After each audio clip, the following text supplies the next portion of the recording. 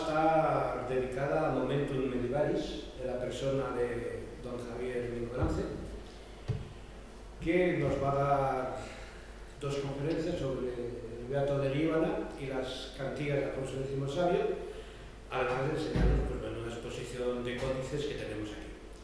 Así que nada más, cedo la palabra a Javier, todo tuyo. Buenas tardes, gracias por la asistencia, gracias a la Asociación Caminos Central de Santiago, al Ayuntamiento de Estella, a todas las personas que habéis venido en este día nublado, frío y que es de agradecer que vengáis hasta aquí a escuchar un tema medieval que parece que nos pilla un poquito lejos de la Edad Media, pero la tenemos muy presente en nuestra vida cotidiana y más en este marco cultural como es Estella. Entonces, muchísimas gracias. Pues vamos a empezar la conferencia de exposición del Beato de Líbana con una lectura del Apocalipsis para que veáis un poquito cómo nos metemos en la mentalidad de lo que es el Beato y la época en la que se escribe, cómo influía en la sociedad de la época. Entonces os voy a leer un pasaje. Mirad que vengo enseguida y traigo la recompensa para dar a cada uno según sean sus obras. Yo soy Alfa y el Omega, el primero y el último, el principio y el fin de todas las cosas y de todo lo creado. Bienaventurados los que lavan sus túnicas para tener derecho al árbol de la vida y tener acceso a las puertas de la ciudad. Fuera están los perros, los hechiceros, fornicarios, asesinos, paganos, idólatras y gentiles y todos los que aman y practican la mentira y la farsa. Yo, Jesús, envié mi ángel, que os atestiguará la verdad entre todas las cosas acerca de la Iglesia. Yo soy el vástago, la descendencia de David, el lucero resplandeciente de la mañana. Esto se escuchaba en las iglesias de la época y lo que nos está transmitiendo el mensaje que es que el fin de los tiempos del mundo que se lleva hablando durante muchos siglos ya está aquí. Está hablando, vengo enseguida, apretad los machos que el fin del mundo está aquí. Yo soy Alfa y Omega, luego nos habla en los crismones románicos que podéis ver, sobre todo en Estella, ¿no? Que es maravilloso la colección, y en todo el Camino de Santiago, veréis Alfa y Omega en griego. Ya está hablando que es el principio y el fin. Cristo es el principio y el fin. Y estamos hablando del Apocalipsis, está el fin del mundo, a la vuelta de la esquina no, ya está aquí. Y ya avisa de los pecados.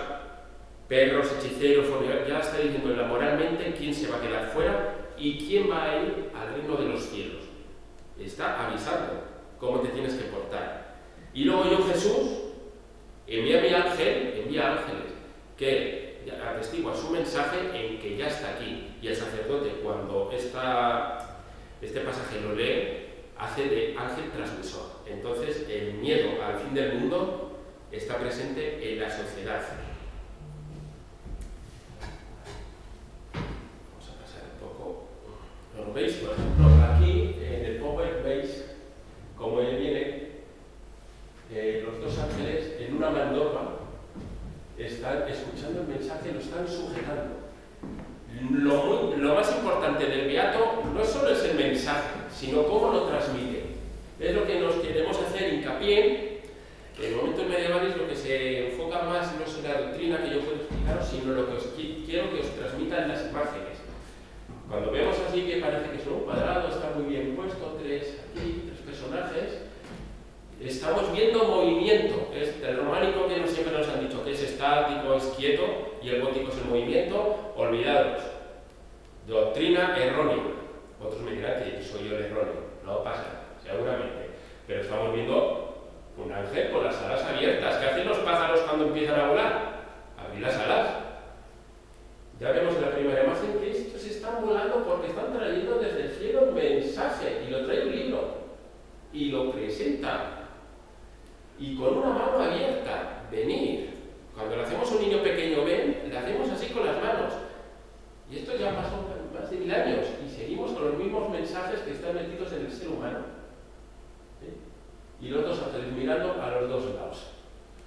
campo de estrellas, viene desde el cielo. Entonces ya estamos viendo que el Apocalipsis de San Juan es un mensaje vivo, no solo del texto, sino las imágenes. ¿Qué vamos a ver hoy aquí? Y les tendremos en la exposición, que luego si queréis damos un paseíco pequeño y explicamos las imágenes de la exposición. Pues vamos a ver el códice de don Fernando y doña Sancha. Está escrito a mediados del siglo XI, en 1047. ¿Por qué para mí el códice más importante del Beato? Porque hay más de 20 códices, 31 exactamente, hay algunos que solo quedan un par de páginas. Por la calidad de las imágenes y de las ilustraciones. ¿Ves? El Corderito de Dios, esta cruz os suena a la cruz asturiana, y aquí veis una A y una W, alfa y omega en el lenguaje griego, el principio y el fin. Lo que os he leído antes del Cristo y es el principio y el fin, ya en las primeras páginas te lo está indicando. Cristo es el principio y si quieres la salvación, el fin está griego. Res, des. Códice regio, del rey y hace ley. Como os he explicado, las ricas iluminaciones, tenéis que pensar que los tintes y todo lo que conlleva hacer un códice, esto os explico solo un poquito. El códice, la tela, sabéis que es un pergamino, pero claro, hay pergaminos y pergaminos. Entonces, en este caso, lo que se hace es de cordero sin nacer, se abre el vientre de la oveja, se saca el cordero y entonces la piel está más blandita, es más blanca y tiene mayor calidad. El problema es que muere el cordero y la oveja, por eso vale mucho más. Los colores están todos pensados para que cromáticamente el ojo reaccione. Por ejemplo, el azul, el apizul, es más caro que el oro. Entonces este códice de don Fernando y doña Sancha, que se llama, o don Facundo, que fue el monje que lo escribió, se le llama así por son los que lo completaron. Y ahora os voy a decir lo que es un beato, y se denominan a los beatos, a los distintos códices manuscritos, copias de aquel comentario del libro de Apocalipsis de San Juan. San Juan escribió en la isla de Pérgamo, en el año 776, el Apocalipsis de San Juan. Pero, como es un libro tan herético, tan difícil de leer e interpretar, Beato de Liébana, que no hallemos su nombre, pues se llama Beato porque se ha quedado así durante el transcurso del tiempo, lo que hace es comentarlo para explicarlo mejor tanto a los sacerdotes, que tienen luego que explicarlo, como la curia regia o escribanos. Liébana, sabéis que es un monasterio en Santo Toribio, en Cantabria, que os invito a que vayáis, hay una exposición permanente de reproducciones, las cuales no podéis tocar porque están bajo vitrina. Nosotros en la exposición, en el taller Momentos Medievales, lo que hemos hecho es las reproducciones, pero sí podréis tocar la textura de un pergamino. Nosotros os dejamos tocar para que veáis, un pergamino se tiene que tocar, se tiene que ver. Vale, entonces os voy a explicar un poquito, ¿no?, el contexto histórico. ¿Veis? Otra vez la imagen que hemos dicho antes. Las imágenes cuando se remarcan, si os acordáis cuando estudiabais, yo casi me acuerdo, sigo estudiando, lo importante es que subrayaba y se marcaba. Tenemos una imagen de un ángel, otra vez con las alas, está en movimiento, está transmitiendo el mensaje. Con la mano ya ha dado el libro y este hombre, puede ser un santo, entrega el libro y tiene la cabeza en señal de sumisión, acata y acepta la palabra. Esto es solo una imagen. Esta es una de las iglesias que tenía la cristiandad y se ve que es un edificio importante porque tiene dos plantas. Los famosos arcos de herradura, que nos creemos que son califales, que son árabes, desde la época visigoda. Son arcos mozárabes, que veremos en Tudela, sí que hay en el resto de Tudela, hay en el resto muy pequeñito, y luego veis la letra. Esto, escribir lo que es un pergamino, se tardaban muchos días en escribirlo, iluminar. Una zona era para iluminadores y otra para escribanos. No existía el tipe ni la manera de borrar. La única manera de hacer si te confundías, rascar con una cuchilla el pergamino la piel. Pero, como estamos hablando del Apocalipsis de San Juan y estar dentro de la Biblia, era un pecado y una herejía confundirse. Entonces, por eso iban tan despacito. Por eso se tardan tantos años en escribir un códice de estos. Eran tan valiosos que incluso en treguas entre reinos, entre musulmanes y cristianos, los presentes a los reyes se daban como regalos códices de este estilo. Cuando se habla del fin de los tiempos, ¿no? La profecía del fin de los tiempos que os he leído, justo cuando está la profecía en su auge, empieza la invasión islámica con otro credo religioso. La invasión musulmana, en la mentalidad de la época, no es una invasión de conquista que nos vienen a conquistar, sino vienen los enemigos de Cristo por culpa de nuestros pecados. El comienzo del Apocalipsis, y vienen las hordas enemigas, invasión islámica. Y luego la controversia teológica que existe en la época. Ahora, teóricamente, ¿no? El cristianismo existe, el catolicismo, mayormente en España, pero entonces existía un montón de corrientes distintas. Bien, antes del Apocalipsis se creía que sucedería en el año 838 en la era española. Llegó el año 800 y no ha llegado. Entonces volvieron a calcular y se vio que era un error y se pasó al año 1000. ¿Y qué pasa en el año 1000? Sabemos que la invasión islámica 711, en el 800 iba a acabar el mundo. Oye, que no acaba. Parece que se acabó, las invasiones musulmanas se han relajado, parece que el cristianismo vuelve a tomar impulso. Pero en el año 1000 se calcula y aparece el señor Almanzor, que devasta a los reinos cristianos. Otra vez se recalcula que el anticristo es Almanzor.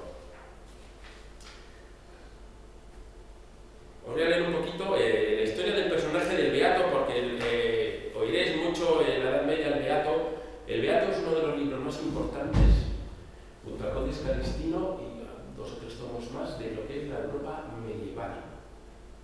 El Beato de Llévena fue un faro de luz que transportaron en el Camino Santiago la sabiduría del Beato de este libro, y no solo es importante, ¿no?, el monasterio de Llévena, sino los peregrinos, cuando van a ese foco de luz, lo importante es que esa sabiduría vuelva, porque todos nos enfocamos al Camino Santiago, ir a Santiago, pero está el camino de vuelta. Y el camino de vuelta para la sociedad es más importante. El camino de ida es para el individuo, para su penitencia, sus peticiones, pero el camino de vuelta es donde nos beneficiamos toda la cultura. Por ejemplo, el Camino de Santiago, el arte románico va entrando por el Camino de Santiago y se va expandiendo por el Camino de Santiago, pero las últimas evoluciones arquitectónicas vuelven de Santiago para atrás. El nacimiento nace en el siglo V, VI, VII, VIII, es aquí en Morán, y escribió en los años 776-786. Este monje no era un pobre hombre, no era un monje que apareció de la nada, sabía griego, sabía árabe. Entonces hay 2 teorías, una que nació en la zona de Llévena, yo me extraña, y otra que nació en la zona de Toledo, por sus conocimientos de griego, de latín, de árabe. Yo me enfoco que estaría cerca de la corte de Toledo, un monasterio cerca de Toledo, y con la invasión árabe huye a esta zona. Esta torre, camino al monasterio de Llévena. Esta foto la he puesto aquí, lo veis con las nieblas, porque si ves el Apocalipsis y de noche, cuando se va echando la atardecer las nieblas, se oye lobos en esta sierra. Entonces, para meterle un poco la mentalidad rural de la época, es oscuro, no hay farolas, te ha metido un miedo constante que viene el anticristo, baja las nieblas, se oyen los lobos. A la luz de la vela, la mente del ser humano empieza a sumar, y entonces entran en un pánico. Importante, en el año 785 escribe Odi Verbum, el himno a Santiago. Aquí es la primera vez que se empieza a hablar en la península de Santiago, que es germen del camino de Santiago. Ya se había descubierto, al poco se descubre la tumba de Santiago. Os voy a explicar ahora la obra de Beato. Aquí veis un fascínil abierto. Esta imagen la tenéis ahí. Os he dicho, este es un bestseller medieval. La gente se iba desde toda Europa a ver lo que es este libro y empapar. Los libros rara vez se dejaban de una biblioteca a otra para copiar. Si querías venir a hacer una copia tenías que ir al monasterio, pedir permiso. Pero antes de ir al monasterio tenías que preparar todo lo que son los pergaminos, tintes y etc. Entonces esta imagen que la tenéis ahí, veis una ciudad defendida por soldados, veis la caballería ligera que la veréis más cerca aquí. Lo importante del mensaje son, aparte del mensaje, son las imágenes que vemos. En las películas nos vienen los caballeros, ¿no? Con armaduras, cotas de mallas, ¿no? Una túnica, unas calzas y el que tenía dinero una lanza y el que no una piedra o un hacha. De cosas del campo. Es un escudito redondo, caballería ligera. Entonces, vemos como luego así, en otras conferencias que hacemos, la evolución de lo que son las armas de la Edad Media se ve muy bien. Vale, aquí os voy a poner dos imágenes muy importantes.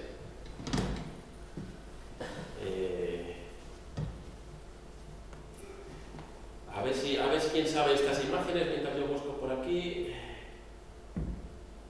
Vale. Esta es Jerusalén. Jerusalén ha sido un centro espiritual desde antes del cristianismo. Vemos ahora en las películas cómo se pega, o sea, las películas y ahora el conflicto palestino-israelí. Jerusalén es Jerusalén, como dijo el rey David. Entonces, para que veáis los números, vemos aquí el Cordero místico, Cordero de Dios, como lo trae un ángel que está presentándolo. El Cordero, como lo veis con la patita, si alguno habéis cazado o habéis visto alguna película, cuando un perro ve un objetivo o ve una presa, levanta una pierna. Y está preparado para ir. En cuanto le diga al cazador, vea por la presa. En este caso levanta el cordero, levanta la pierna para ir a llevar el mensaje. Vemos 12 puertas.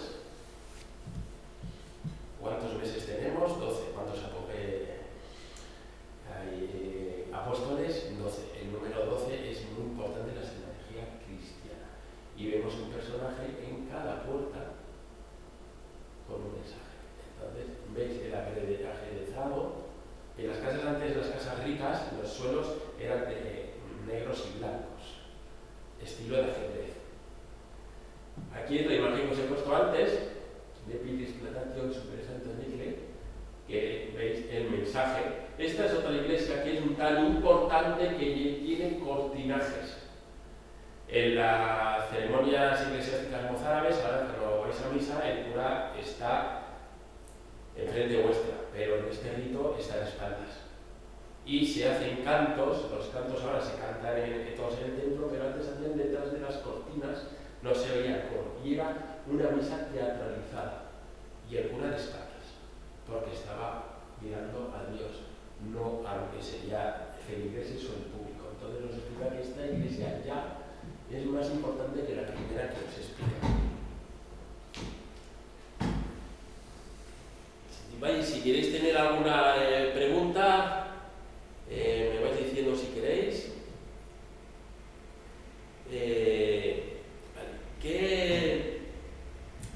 ¿Qué fuentes usa el Beato de Libera para que veáis la cultura que tenía este hombre?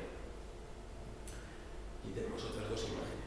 Pues fijáis, usa las fuentes, además de la Biblia, las obras de Gregorio Magno, Isidoro, Vitoriano, Primasio, Ticonio, Aprinio, Jerónimo, Agustín, Ambrosio, Fulgencio, Orígenes, Casiano, Cipriano, Cirilo, Euquerio, Filastro, son nombres que ahora no escuchamos, salvo telenovelas, que muchas veces sí, Gregorio de Elvira y Espeso.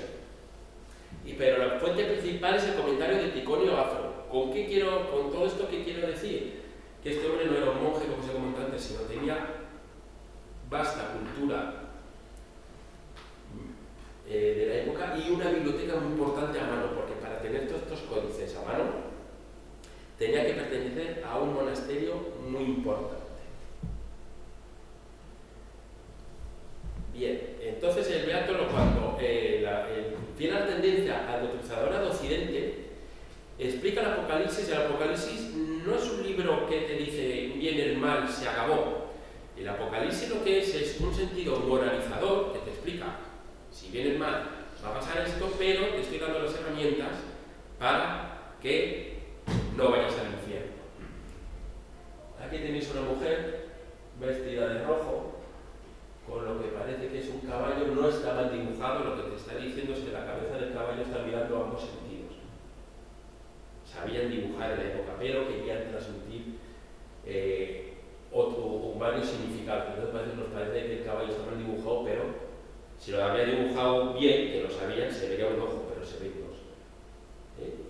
Era Babilonia, y aquí lo que tiene un cáliz, lo que está viniendo esta mujer diciendo que en lasciva, bebe, tiene juega, fiestas. Entonces ya te está diciendo un caballo que tiene unas patas de león, ya se empieza a parecer más que un caballo, un monstruo. Entonces está diciendo que tengas, guardes las formas y la moralidad, que es lo que te explica todo esto. Luego, escribano, os he puesto esta imagen porque no solo las imágenes, todos los libros códices, fijáis en el título, todos estos signos que nos suenan lazos celtas, es tan rico que en los textos, con el dinero que van a iluminar las letras, el escribano hace los títulos así de bellos, porque hacer una imagen de estas valdría mucho dinero de la época, pero también tiene fondos para esto. Los reyes no escatiman fondos. Si tiene que hacer y las imágenes iluminadas, hacen las que sean. Luego os hablaré de los colores. En los comentarios el Beato reduce el universo en tres términos: el anticristo, los pecadores y la iglesia. El anticristo es el mal, los pecadores somos nosotros, y la iglesia es la iglesia salvadora. Ya nos está diciendo que el anticristo viene, está mal, el anticristo nos va a intentar que pequemos, pero la iglesia es nuestra salvación.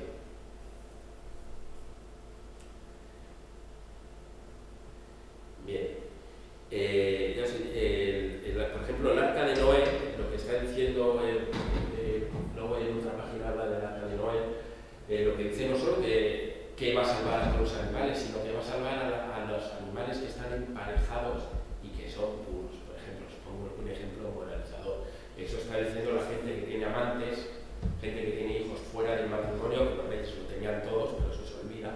Si quieren la salvación, ahí tenéis un ejemplo del arca de Noé. Lo importante de los colores. Si estudiáis un poco colorimetría, el ser humano, cuando ve los ojos, cuando ve los colores, los ojos lo que hacen no solo ver los colores, sino ver los rayos que transmiten los colores. Nos viene la luz, rebota los colores y en unas angulaciones nos llega a nuestros ojos. Entonces, todos cuando hemos visto ese jersey no te pega, ese pantalón, lo que hace que esos colores, las ondas chocan y nuestro cerebro ve que esos colores no están bien. Entonces, cuando veamos las imágenes, está todo estudiado. Se supone que la Edad Media es una época oscura, fuera de color, no había cultura, pero es que está hasta el último detalle pensado. Por ejemplo, el blanco. Está blanco inmaculado. Tengo el expediente en blanco, tengo antecedentes en blanco. Significa pureza, victoria. La cara la tenemos en blanca. De todos los personajes. Porque si los personajes, como son muchos de Tierra Santa, ¿no?, deberían de ser morenos, ¿no? Volvemos a hablar de él. Y están todos blancos, no son blancos porque sí. El pergamino no es blanco, el pergamino es color piel, los pintan de blanco. El negro, desgracia y miseria. Luego los colores con el ritmo de la Edad Media van cambiando. Luego ya, por ejemplo, el hábito de la orden de San Juanista, de San Juan de Jerusalén, es negro porque es luto como homenaje al sacrificio de Cristo, pero en la época el negro es desgracia y miseria. Este personaje ha muerto porque es un pecador, va de negro. Aquí hay personajes que visten de negro porque se está acercando el Apocalipsis y ya están hablándose de que viene la época de la desgracia. El rojo, violencia. Atención, violencia. ¿Cómo son las señales ahora? Stop, peligro, viene en el rojo. Azul es más suave, acción es prioridad o obligatoria, pero el rojo es peligro, violencia. Y viene desde el Apocalipsis, ¿veis? Está en un mundo violento a indicarnos que esto no es un libro, es una especie de casita que lo que está diciendo es la Iglesia es la Salvadora. El verde o amarillo es la muerte. Están aquí hablando del fin de los tiempos en un contexto de muerte. Y estos que están en amarillo, pues ya saben lo que les va a pasar. El rojo. La púrpura y escarlata, desenfreno y lujuria. El morado siempre se ha dicho que es un color lujurioso. Luego vemos a los cardenales obispos, creo que tienen capas púrpuras, para que veáis cómo el significado de los colores cambia, pero en el beato, en la mentalidad, son así. Importante, el mensaje está remarcado, y fijaos que estas filigranas, pues igual tardaron una semana en iluminarlas. ¿Veis? Las meses que se tarda el beato de Lébena. Otro importante, la simbología de los números.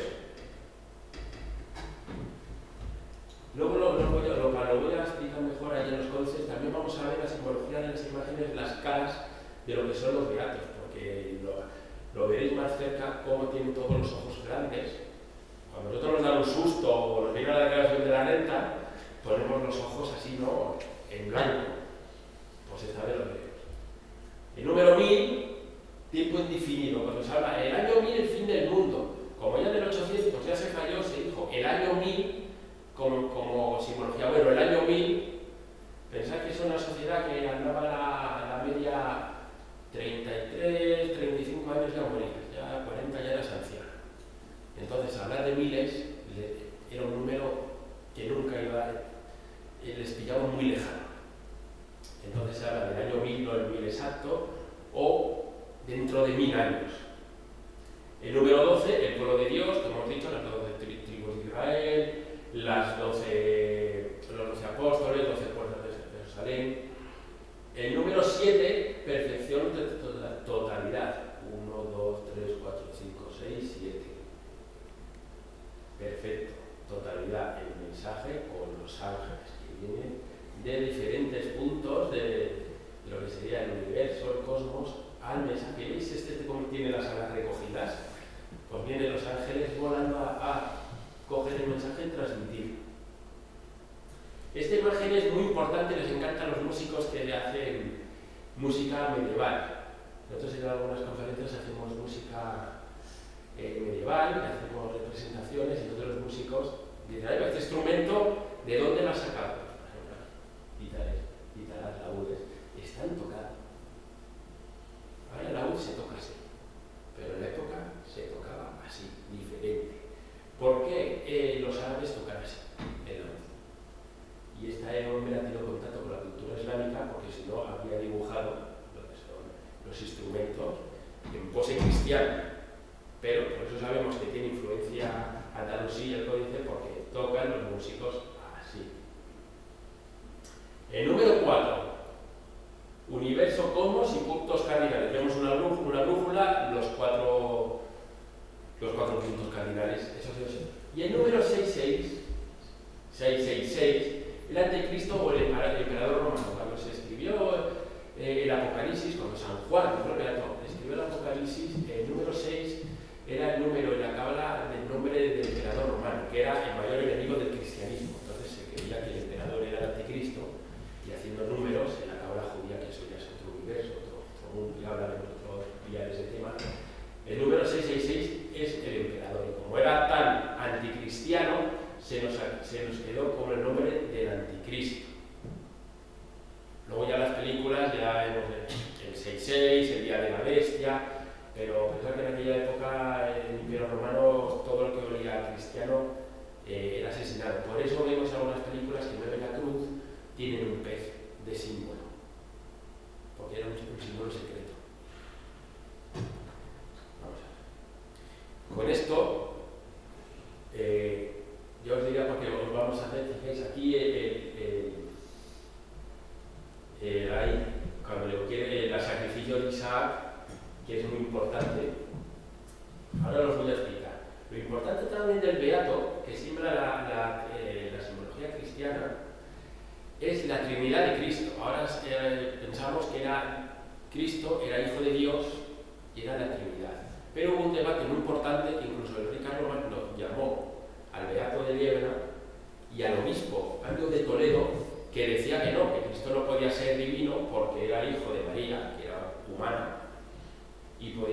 y era adoptado. Entonces hubo un cisma cristiano brutal. Carlomagno, que era el más importante rey de la época, llamó a un concilio importante, que sería como la ONU. Y el Beato de Lébana salió vencedor de esa doctrina que ha llegado hasta nuestros tiempos. Pero hubo insultos, hubo, bueno, incluso fallecimientos. Vamos, fue si lo podéis leer todo lo que sea ese concilio, por ejemplo, el Beato de Lébana le llama al obispo de Toledo cojón de anticristo, que lo habéis oído, fornicador, asesino, y luego el otro le contestaron. Debatían insultando, como lo vemos ahora en el Congreso, pues lo vemos de la época. Entonces fue una época apasionante. No me he querido extender mucho en el texto porque quiero que os enfoquéis mucho en las imágenes. Aquí vemos el sacrificio de Isaac. ¿Veis al pobre niño tumbado? Esto sabéis, para hacer una prueba de fe, Cristo le dice a su padre que sacrifica a su hijo. Y el padre, que es muy creyente y a él no le va a doler, pues lleva a un altar, la T, luego veis en muchas iglesias la T de Tao, lleva a su hijo. Si veis en la imagen, luego lo vamos a ver en el códice, la cara de resignación que tiene el hijo, por decir resignación, a saber lo que estaría pensando de su padre, y con la cara, y con las manos así de relajamiento. Le está poniendo la mano en la cabeza y le va a cortar, pues imaginaos qué cuchillo de la época. Este cuchillo es con la fórmula para degollar corderos. Y está, que se llama, bueno, está mirando a la mano de Cristo, arriba la veis. Cuando veamos una imagen siempre en la Edad Media, una mano, eso es que es mandato de Cristo. Cristo, Dios viene desde el cielo y hace un mandato. En las cruzadas también mandan los caballeros cruzados desde el cielo. Entonces él está esperando la orden para cortar el pescuezo. Menos mal que Dios dice, bueno, justo en el último momento cuando le va a cortar el cuello, le dice, veo que tienes fe en mí, no mates a tu hijo. Este hombre está preocupado, le daría las gracias, pero supongo que cuando se bajaría el hijo le daría doblemente las gracias a nuestro Señor. ¿Veis? Esto es una miniatura ampliada, cómo está enmarcada, y lo importante son las caras. Entonces aquí ya os he hecho el resumen del Beato para que veamos las imágenes.